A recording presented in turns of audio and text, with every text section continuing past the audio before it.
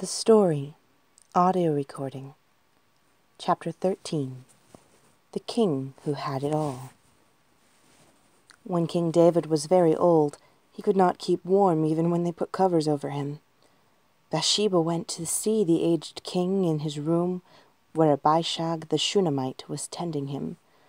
Bathsheba bowed down, prostrating herself before the king. "What is it that you want?" the king asked. She said to him, "My lord, you yourself swore to me, your servant, by the Lord your God, Solomon, your son, shall be king after me, and he will sit on my throne." The king then took an oath. "As surely as the Lord lives, who has delivered me out of every trouble, I will surely carry out this very day what I swore to you by the Lord, the God of Israel. Solomon, your son, shall be king after me, and he will sit on my throne in my place." Then Bathsheba bowed down with her face to the ground, prostrating herself before the king, and said, "May my lord King David live forever." David dies, 970 BC. Solomon's reign, 970 through 930 BC. Solomon displays great wisdom. Temple building, 966 through 959 BC. When the time drew near for David to die, he gave a charge to Solomon his son. "I am about to go the way of all the earth," he said. "So, be strong, act like a man, and observe what the Lord your God requires. Walk in obedience to him, and keep his decrees and commands, his laws and regulations as written in the law of Moses. Do this so that you may prosper in all you do and wherever you go, and that the Lord may keep his promise to me. If your descendants watch how they live, and if they walk faithfully before me with all their heart and soul, you will never fail to have a successor on the throne of Israel." Then David rested with his ancestors, and was buried in the city of David. He had reigned 40 years over Israel, 7 years in Hebron, and 33 in Jerusalem. So Solomon sat on the throne of his father David, and his rule was firmly established. Solomon made an alliance with Pharaoh, king of Egypt, and married his daughter. He brought her to the city of David until he finished building his palace and the temple of the Lord and the wall around Jerusalem. The people, however, were still sacrificing at the high places, because a temple had not yet been built for the name of the Lord. Solomon showed his love for the Lord by walking according to the instructions given him by his father David, except that he offered sacrifices and burned incense on the high places. The king went to Gibeon to offer sacrifices, for that was the most important high place, and Solomon offered 1,000 burnt offerings on that altar. At Gibeon, the Lord appeared to Solomon during the night in a dream, and God said, "Ask for whatever you want me to give you." Solomon answered, "You have shown great kindness to your servant, my father David, because he was faithful to you and righteous and upright in heart. You have continued this great kindness to him, and have given him a son to sit on his throne this very day. Now, Lord my God, you have made your servant king in place of my father David, but I am only a little child, and do not know how to carry out my duties. Your servant is here among the people you have chosen, a great people, too numerous to count or number. So give your servant a discerning heart, to govern your people and to distinguish between right and wrong. For who is able to govern this great people of yours?" The Lord was pleased that Solomon had asked for this. So God said to him, "Since you have asked for this, and not for long life or wealth for yourself, nor have asked for the death of your enemies, but for discernment in administering justice, I will do what you have asked. I will give you a wise and discerning heart, so that there will never have been anyone like you, nor will there ever be. Moreover, I will give you what you have not asked for, both wealth and honor, so that in your lifetime you will have no equal among kings. And if you walk in obedience to me and keep my decrees and commands, as David your father did, I will give you a long life."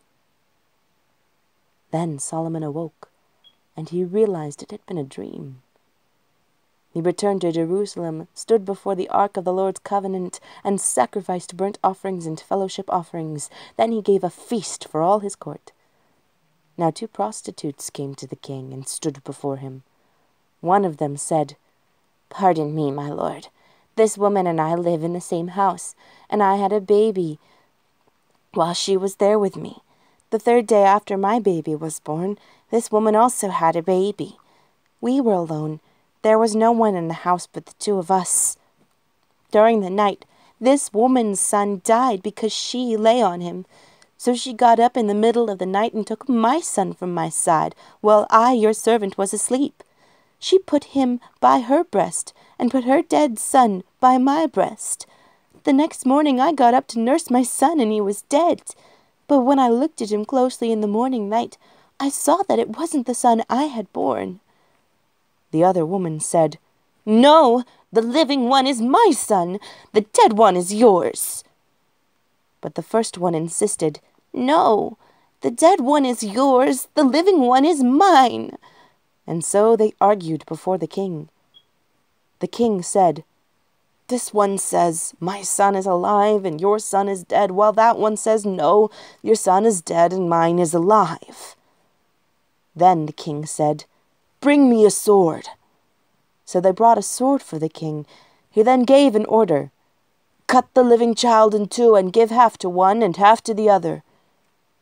The woman whose son was alive was deeply moved out of love for her son, and said to the king, "Please, my lord, give her the living baby. Don't kill him." But the other said, "Neither I nor you shall have him. Cut him in 2. Then the king gave his ruling, "Give the living baby to the first woman. Do not kill him. She is his mother." When all Israel heard the verdict the king had given, they held the king in awe, because they saw that he had wisdom from God to administer justice. The people of Judah and Israel were as numerous as the sand on the seashore. They ate, they drank, and they were happy. And Solomon ruled over all the kingdoms from the Euphrates River to the land of the Philistines, as far as the border of Egypt. These countries brought tribute, and were Solomon's subjects all his life. God gave Solomon wisdom and very great insight, and a breadth of understanding as measureless as the sand on the seashore. Solomon's wisdom was greater than the wisdom of all the people of the East, and greater than all the wisdom of Egypt. He was wiser than anyone else, including Ethan the Ezrahite, wiser than Heman, Calcol, and Darda, the sons of Mahol, and his fame spread to all the surrounding nations. He spoke 3,000 proverbs, and his songs numbered 1,005. He spoke about plant life, from the cedar of Lebanon to the hyssop that grows out of the walls.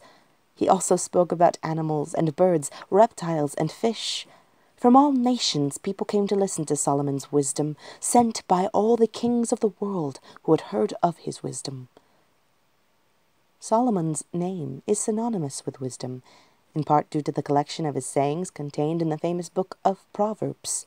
Touching on many life issues, these catchy couplets offer practical insight into what it means to fear God, to have God-honoring relationships, and how to wisely handle finances, work, and life. The Proverbs of Solomon, son of David, king of Israel. For gaining wisdom and instruction, for understanding words of insight, for receiving instruction in prudent behavior, doing what is right and just and fair, for giving prudence to those who are simple. The fear of the Lord is the beginning of knowledge, but fools despise wisdom and instruction. My son, if you accept my words and store up my commands within you, turning your ear to wisdom and applying your heart to understanding, indeed, if you call out for insight and cry aloud for understanding, and if you look for it as for silver and search for it as for hidden treasure, then you will understand the fear of the Lord and find the knowledge of God. For the Lord gives wisdom. From his mouth comes knowledge and understanding. Wisdom will save you from the ways of wicked men, for men whose words are perverse. My son, do not forget my teaching, but keep my commands in your heart, for they will prolong your life many years and bring you peace and prosperity. Let love and faithfulness never leave you. Bind them around your neck, write them on the tablet of your heart. Then you will win favor and a good name in the sight of God and man. Trust in the Lord with all your heart, and lean not on your own understanding. In all your ways submit to him, and he will make your paths straight. Do not be wise in your own eyes. Fear the Lord and shun evil. This will bring health to your body and nourishment to your bones. Honor the Lord with your wealth, with the firstfruits of all your crops. Then your barns will be filled to overflowing, and your vats will brim over with new wine. My son, do not despise the Lord's discipline, and do not resent his rebuke, because the Lord disciplines those he loves, as a father the son he delights in. Can a man walk on hot coals without his feet being scorched? So is he who sleeps with another man's wife. No one who touches her will go unpunished. A king's wrath strikes terror like the roar of a lion. Those who anger him forfeit their lives. It is no one's honor to avoid strife, but every fool is quick to quarrel.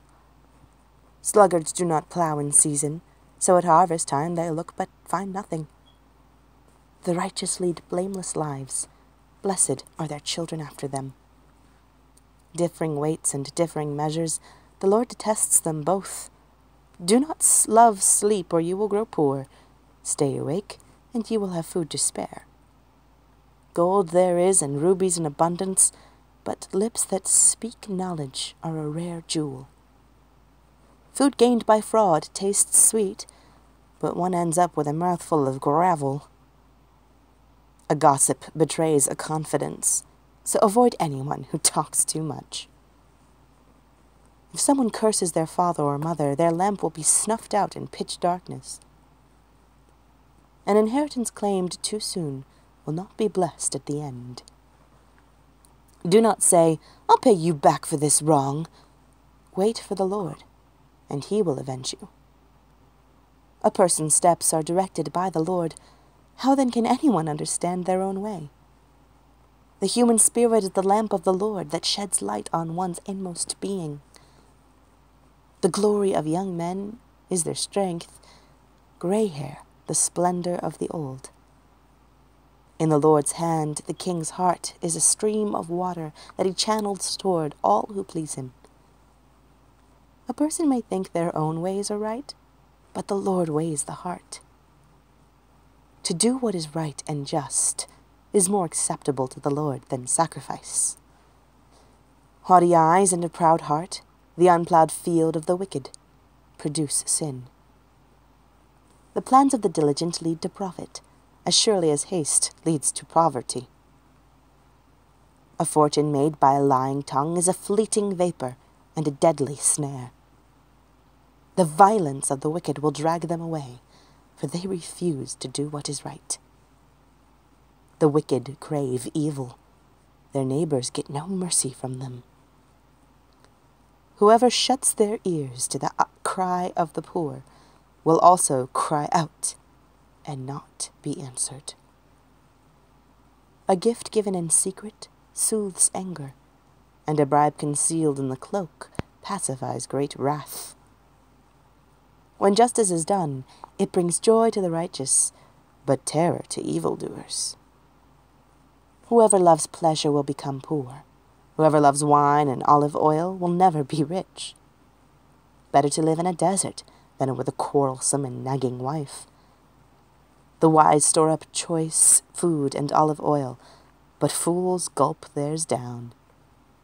Whoever pursues righteousness and loves finds life, prosperity, and honor. Those who guard their mouths and their tongues keep themselves from calamity. The sacrifice of the wicked is detestable, how much more so when brought with evil intent. A false witness will perish, but a careful listener will testify successfully. There is no wisdom, no insight, no plan that can succeed against the Lord. The horse is made ready for the day of battle, but victory rests with the Lord. Because of his father's military success had secured Israel's borders, King Solomon could focus on diplomacy, architecture, and temple construction. If David's first approach to neighbors was to brandish a sword, Solomon's was to say a wise word and cut a good deal. David was the warrior king. Solomon was the brilliant general contractor.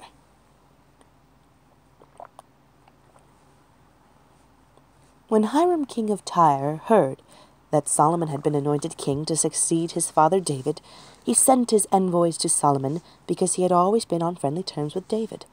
Solomon sent back this message to Hiram. You know that because of the wars waged against my father David from all sides, he could not build a temple for the name of the Lord his God until the Lord put his enemies under his feet.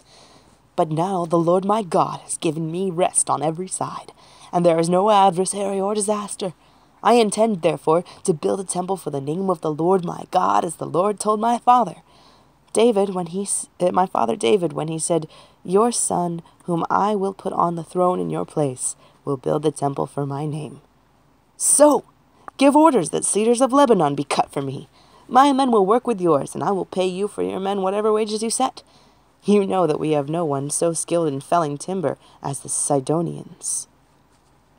When Hiram heard Solomon's message, he was greatly pleased and said, Praise be to the Lord today, for he has given David a wise son to rule over his great nation. So Hiram sent word to Solomon, I have received the message you sent me, and will do all you want to provide the cedar and juniper logs. My men will haul them down from Lebanon to the Mediterranean Sea, and I will float them as rafts by sea to the place you specify. There I will separate them, and you can take them away. And you are to grant my wish by providing food for my royal household. In this way Hiram kept Solomon supplied with all the cedar and juniper logs he wanted, and Solomon gave Hiram 20,000 cores of wheat as food for his household, in addition to 20,000 baths of pressed olive oil. Solomon continued to do this for Hiram year after year. The Lord gave Solomon wisdom, just as he had promised him. There were peaceful relations between Hiram and Solomon, and the two of them made a treaty. In the 480th year after the Israelites came out of Egypt, in the 4th year of Solomon's reign over Israel, in the month of Ziv, the 2nd month, he began to build the temple of the Lord.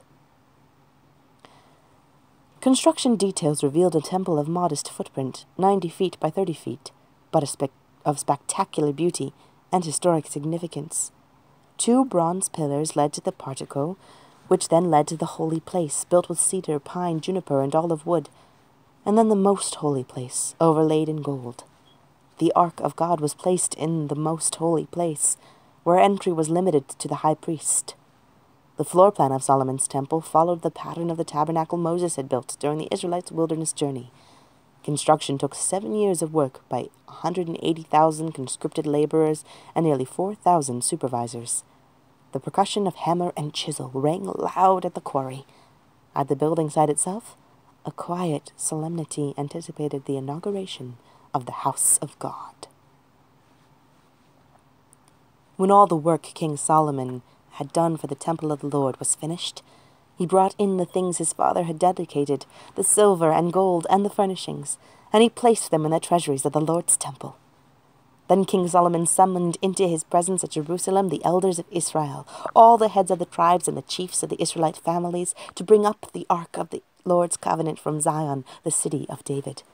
All the Israelites came together to King Solomon at the time of the festival in the month of Ethanim, the 7th month. All the elders of Israel had arrived. The priests took up the ark, and they brought up the ark of the Lord in the tent of meeting and all the sacred furnishings in it. The priests and the Levites carried them up, and King Solomon and the entire assembly of Israel that had gathered about him were before the ark, sacrificing so many sheep and cattle that they could not be recorded or counted.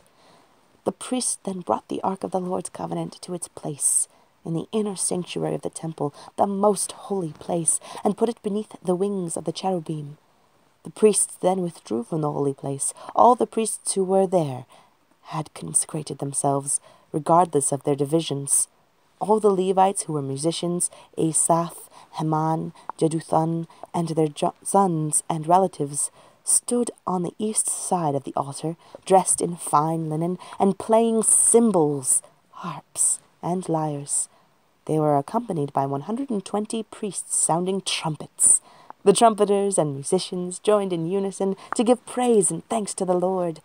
Accompanied by trumpets, cymbals, and other instruments, the singers raised their voices in praise to the Lord, and sang, "He is good, his love endures forever." Then the temple of the Lord was filled with the cloud, and the priests could not perform their service because of the cloud, for the glory of the Lord filled the temple of God. Then Solomon said, "The Lord has said that he would dwell in a dark cloud. I have indeed built a magnificent temple for you, a place for you to dwell forever." While the whole assembly of Israel was standing there, the king turned around and blessed them. Then Solomon stood before the altar of the Lord in front of the whole assembly of Israel, spread out his hands toward heaven, and said, "Lord, the God of Israel, there is no God like you in heaven above or on earth below. You who keep your covenant of love with your servants, who continue wholeheartedly in your way. You have kept your promise to your servant David, my father. With your mouth you have promised, and with your hand you have fulfilled it as it is today. But will God really dwell on earth? The heavens, even the highest heaven, cannot contain you. How much less this temple I have built? Yet give attention to your servant's prayer and his plea for mercy, Lord my God. Hear the cry and the prayer that your servant is praying in your presence this day. May your eyes be open toward this temple night and day, this place of which you said, my name shall be there, so that you will hear the prayer your servant prays toward this place. Hear the supplication of your servant and of your people Israel when they pray toward this place. Hear from heaven your dwelling place, and when you hear, forgive. Now, my God, may your eyes be open and your ears attentive to the prayers offered in this place. Now arise, Lord God, and come to your resting place, you and the ark of your might. May your priests, Lord God, be clothed with salvation. May your faithful people rejoice in goodness. Lord God, do not reject your anointed one. Remember the great love promised to David, your servant." When Solomon finished praying, fire came down from heaven and consumed the burnt offering and the sacrifices, and the glory of the Lord filled the temple. The priest could not enter the temple of the Lord because of the glory of the Lord filling it.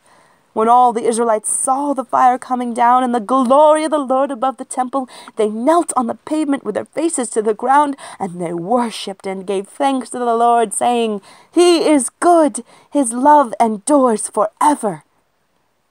When Solomon had finished all these prayers and supplications to the Lord, he rose from before the altar of the Lord, where he had been kneeling with his hands spread out toward heaven.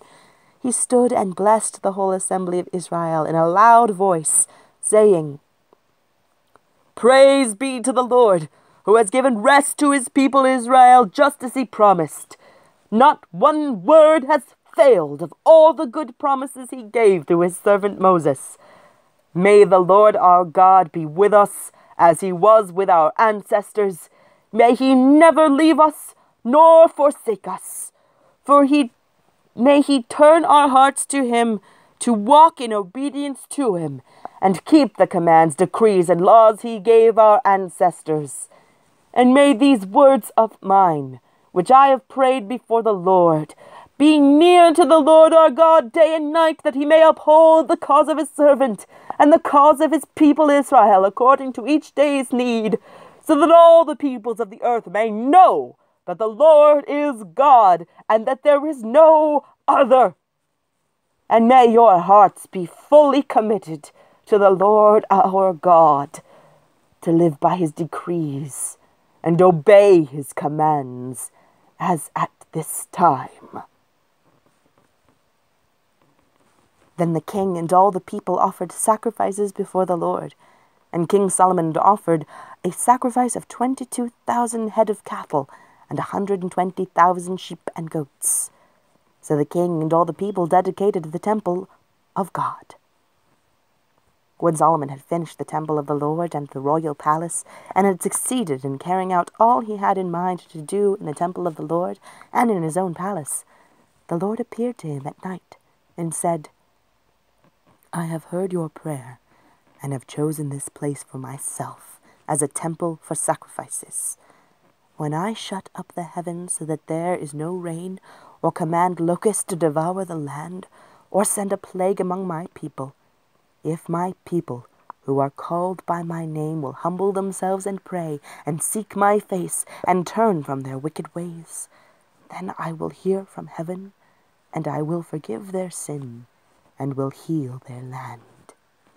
Now my eyes will be open, and my ears attentive to the prayers offered in this place. I have chosen and consecrated this temple, so that my name may be there forever. My eyes and my heart will always be there. As for you, if you walk before me faithfully as David your father did, and do all I command, and observe my decrees and laws, I will establish your royal throne as I covenanted with David your father, when I said, you shall never fail to have a successor to rule over Israel.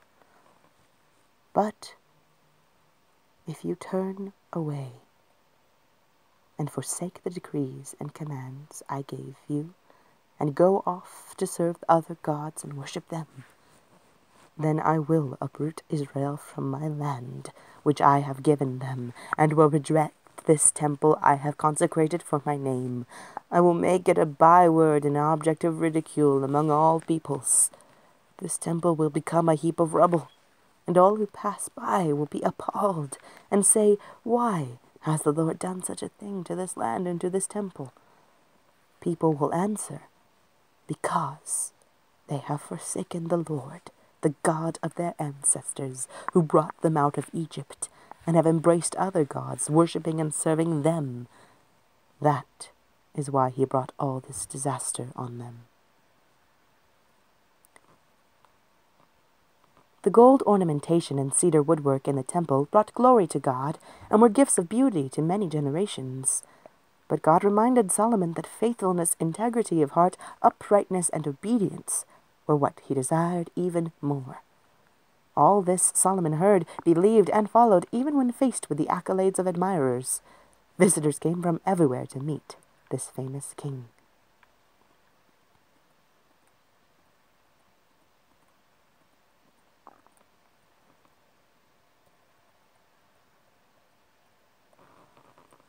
When the Queen of Sheba heard about the fame of Solomon and his relationship to the Lord, she came to test Solomon with hard questions. Arriving at Jerusalem with a very great caravan, with camels carrying spices, large quantities of gold and precious stones, she came to Solomon and talked with him about all that she had on her mind. Solomon answered all her questions. Nothing was too hard for the king to explain to her. When the Queen of Sheba saw all the wisdom of Solomon and the palace he had built, the food on his table, the seating of his officials, the attending servants in their robes, his cupbearers, and the burnt offerings he made at the temple of the Lord, she was overwhelmed. She said to the king, "The report I heard in my own country about your achievements and your wisdom is true, but I did not believe these things until I came and saw with my own eyes. Indeed, not even half was told me. In wisdom and wealth you have far exceeded the report I heard. How happy your people must be! How happy your officials who continually stand before you and hear your wisdom! Praise be to the Lord your God, who has delighted in you and placed you on the throne of Israel. Because of the Lord's eternal love for Israel, he has made you king to maintain justice and righteousness. And she gave the king 120 talents of gold, large quantities of spices and precious stones. Never again were so many spices brought in as those the Queen of Sheba gave the King Solomon. King Solomon gave the Queen of Sheba all she desired and asked for, besides what he had given her out of his royal bounty. Then she left, and returned with her retinue to her own country. The weight of the gold that Solomon received yearly was 666 talents, not including the revenues from merchants and traders and from all the Arabian kings and the governors of the territories. King Solomon made 200 large shields of hammered gold. 600 shekels of gold went into each shield. He also made 300 small shields of hammered gold, with 3 minas of gold in each shield. The king put them in the palace of the forest of Lebanon. Then the king made a great throne covered with ivory and overlaid with fine gold. The throne had 6 steps, and its back had a rounded top. On both sides of the seat were armrests with a lion standing beside each of them. 12 lions stood on the 6 steps, one at either end of each step. Nothing like it had ever been made for any other kingdom. All King Solomon's goblets were gold, and all the household articles in the palace of the forest of Lebanon were pure gold. Nothing was made of silver, because silver was considered of little value in Solomon's days. The king had a fleet of trading ships at sea, along with the ships of Hiram. Once every 3 years it returned, carrying gold, silver, and ivory, and apes and baboons. King Solomon was great in riches and wisdom than all the other kings of the earth. The whole world sought audience with Solomon to hear the wisdom God had put in his heart. Year after year, everyone who came brought a gift, articles of silver and gold, robes, weapons, and spices, and horses, and mules. Solomon accumulated chariots and horses. He had 1,400 chariots and 12,000 horses, which he kept in the chariot cities and also with him in Jerusalem. The king made silver as common in Jerusalem as stones, and cedar as plentiful as sycamore fig trees in the foothills. Solomon's horses were imported from Egypt and from Kue. The royal merchants purchased them from Kue at the current price. They imported a chariot from Egypt for 600 shekels of silver, and a horse for 150. They also exported them to all the kings of the Hittites and of the Arameans. During Solomon's time, polygamy was considered normal, but was not sanctioned by God. Like other kings, Solomon had a large harem of wives, some of whom were from other nations. For Solomon, unfortunately, the irresistible draw of sweet perfume led to relaxing his guard against pagan worship as well, a bad decision from a fellow renowned for wisdom. It was the beginning of the end. King Solomon, however, loved many foreign women besides Pharaoh's daughter, Moabites, Ammonites, Edomites, Sidonians, and Hittites. They were from nations about which the Lord had told the Israelites, "You must not intermarry with them, because they will surely turn your hearts after their gods." Nevertheless, Solomon held fast to them in love. He had 700 wives of royal birth and 300 concubines, and his wives led him astray. As Solomon grew old, his wives turned his heart after other gods, and his heart was not fully devoted to the Lord his God as the heart of David his father had been. He followed Ashtoreth, the goddess of the Sidonians, and Moloch, the detestable god of the Ammonites. So Solomon did evil in the eyes of the Lord. He did not follow the Lord completely, as David his father had done.